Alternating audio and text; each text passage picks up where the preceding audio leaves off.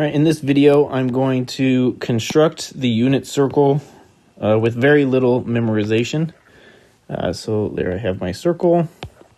And the first place I start is, of course, 0 radians or 0 degrees. I'll be doing most of this in radians, but I won't mention degrees. And then the next thing is this 90 degrees. I know that that's pi over 2.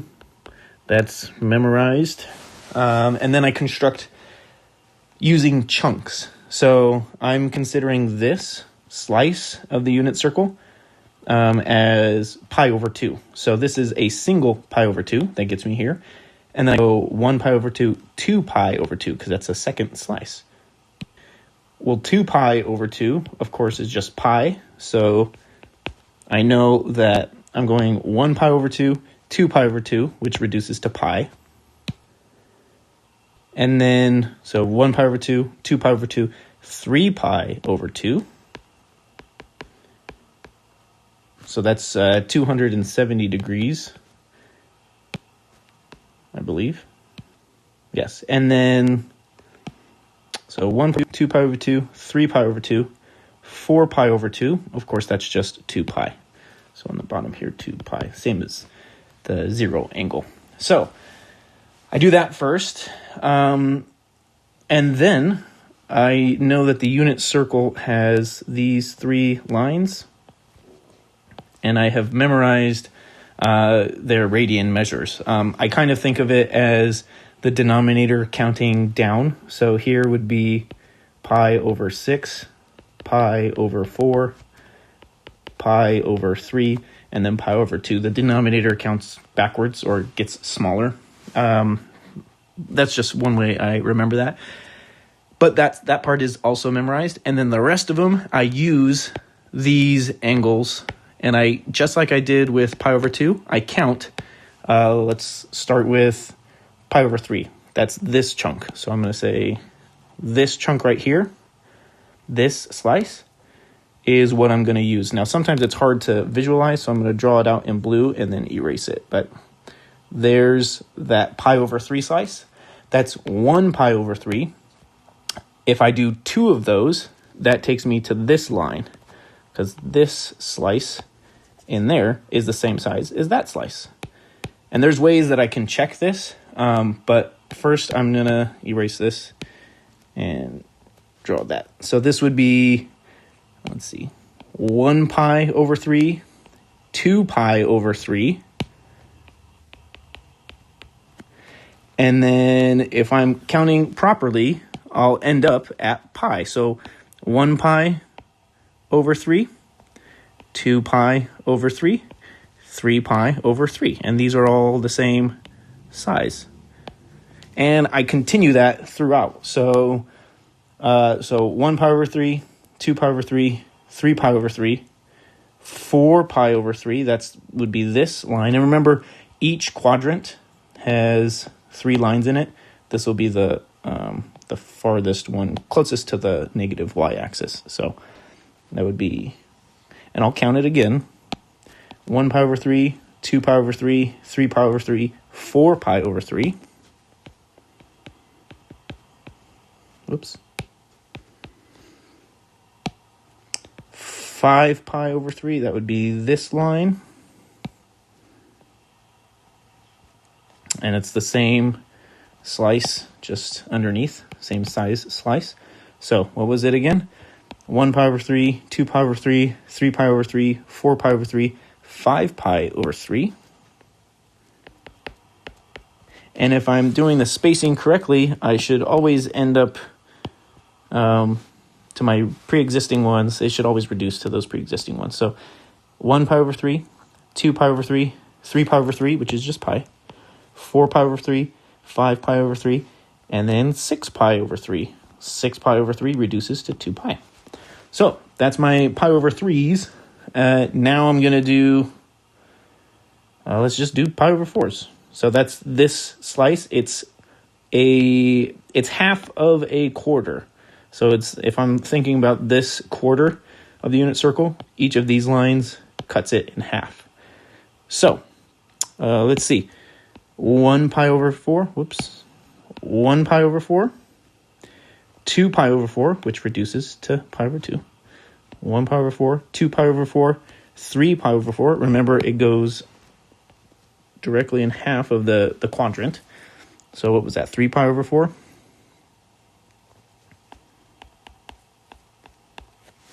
So 1 pi over 4, 2 pi over 4, 3 pi over 4, 4 pi over 4, 5 pi over 4. Remember, that's supposed to be in the middle. 5 pi over 4. 6 pi over 4, which reduces. 6 over 4 reduces to 3 over 2. 6 pi over 4, 7 pi over 4. 7 pi over 4. 8 pi over 4. Let's see. Oh, 8 pi over 4 is just the rest of it. So 8 pi over 4 reduces to that. So I got the pi over 4s. The last one to do is the pi over 6s. So 1 pi over 6, 2 pi over 6, 3 pi over 6. Now it's this chunk, it divides the quadrant into thirds. So 1 pi over 6, 2 pi over 6, which reduces to that. 3 pi over 6 reduces to that. 4 pi over 6, 5 pi over 6. We don't have that one. So 5 pi over 6. So 5 pi over 6. 6 pi over 6. 7 pi over 6 we don't have. 7 pi over 6. And then 8 pi over 6, of course, reduces. 9 pi over 6 reduces. 10 pi over 6 reduces. 11 pi over 6. So that's that one. 11 pi over 6. So 11 pi over 6. So those are all my radian per unit circle. I don't normally draw the entire unit circle every time I need to figure out an angle. I just count by the way, that I just showed. So if I am given like 7 pi over 6, I don't draw all of this. I just do 1 pi over 6, 2 pi over 6, 3 pi over 6, 4 pi over 6, 5 pi over 6, 6 pi over 6, 7 pi over 6, and then I know I'm right here. I don't draw any of the rest. I'll show that with examples. But so that's what I have here. And then I just remember sine is the y-coordinate. Sine of the angle will give me the y-coordinate. And then cosine of theta gives me the x-coordinate. And then here's a little bit more memorization. But if I draw this line down, the x-coordinate would be this distance. The y-coordinate would be this distance. And the things that I'm selecting from, the x-coordinates, these distances, this distance and this distance, I know are going to be rad 2 over 2, rad 3 over 2, or 1/2. And that's really all I care about. These 3 lines, those will give me one of those 3 distances. And it'll make more sense once you work with it a lot more. And then, of course, on the axes, you either get a distance of 0 or a distance of 1, and I'll explain that in a minute. So, first, if I'm looking at this distance here, then I know that it's larger than half. So halfway point would be there. I'm saying halfway between here and here. This would be 1/2. So I wouldn't select the x-coordinate as 1/2 because I'm trying to find this distance. And it's the larger one, so the way I remember it, it's the biggest distance that's below 1, so 3/2. So cosine of pi over 6, let me see, cosine of pi over 6 will give me rad 3 over 2. And then the sine, well, the sine is the y-coordinate, so the y-coordinate would be this. And this is halfway. I mean, I didn't draw it exactly, but that is halfway. So I have sine, well, let me get rid of this. Sine of pi over 6 gives me 1/2. And then it's just reversed for everything else, except for the middle one. That's always going to be some version of rad 2 over 2, either negative or positive. So this will just give me rad 2 over 2. It's not exactly halfway. Halfway would be here. So I would say cosine of pi over 4 is rad 2 over 2, and sine of pi over 4 is rad 2 over 2. And then the rest of them, I would just use reference angles. Here, sine and cosine are positive. Here, sine is positive, cosine is negative.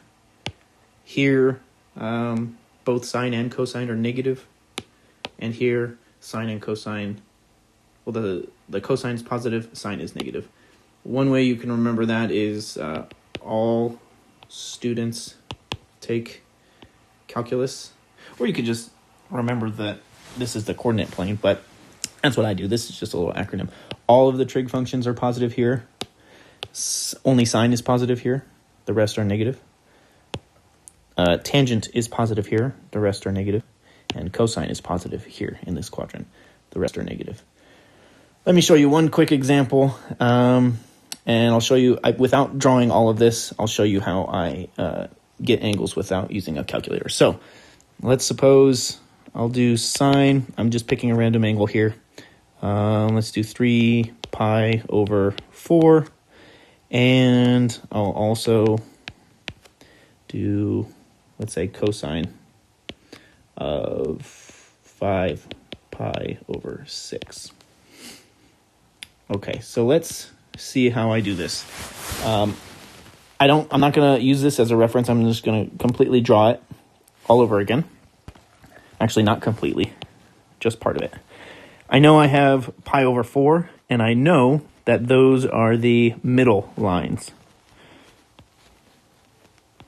So I have 3 of them. So 1 pi over 4, 2 pi over 4, 3 pi over 4. It lands me here on this point. Sine is the y-coordinate, so I'm going to trace this over to my y-axis. It is more than halfway for this distance, so that would be rad 3 over 2. That's how I get these without, it's pretty quick. I'm not drawing the entire unit circle. I'm just counting different sections of pi over 4. I'll do the same with cosine of 5 pi over 6. So I start again. And then once you get good, you can do this in your head too. But pi over 6, remember, is, let's do green, this slice. And there's 3 of them in each quadrant. So 1 pi over 6, 2 pi over 6, 3 pi over 6, 4 pi over 6, 5 pi over 6. So it takes me there. Cosine is the x-coordinate, so I'm going to trace this down to my x-axis. This is also larger than halfway, so this would give me negative, because it's on the negative x-axis, negative rad 3 over 2. So that's how I do this. Let's do another one. I'm just making these up.